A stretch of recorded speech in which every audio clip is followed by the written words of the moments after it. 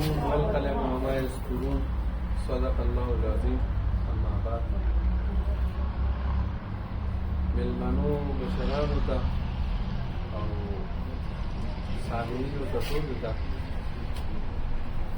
خیر علي وایم او عدنان معصوم صاحب ته تړلی تله یو ځل بیا د دې کتاب په چاپ کېدو مبارکي وایم.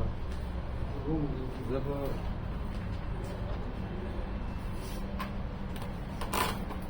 اصل کې د کتاب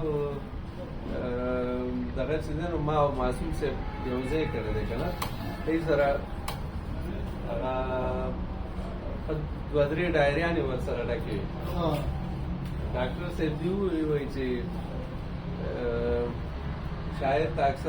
شاعر اکثر وایي چې ما نه ډېره شاعري ضایع شوې ده که نه، نو ما په معصوم صاحب ډېره شاعري ضایع کړې ده.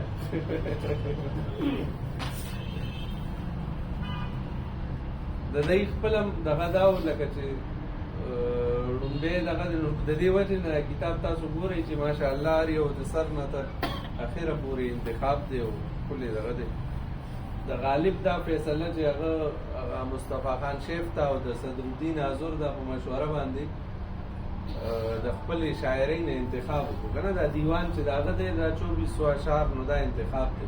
هسې خو د هغه څه 12,000 نه سوا یو خط کې وایي که نه چې 12,000 نه سوا شعرونه مې ولیکل، نو په هغې کې د 2400 شعرونو انتخاب دی. نو تر اوسه غالب ژوندی دی او حالانکه چې کوم سنجیده ناقدین دي نو هغوی دا وایي چې میر د غالب نه لوی شاعر دی، خو د میر د خپلې شاعرۍ انتخاب نه دی کړی. هغه بس دومره هر څه یې راجمع کړي دي او دومره غټ کلیات دی، نو په دې وجه باندې د هغه دغه چې دی نو هغه حیثیت کم شو، غالب اوچت شو. چې د ابوالکلام آزاد غوندې سړی وایي چې غالب هندوستان کا سب سے بڑا شاعر دی.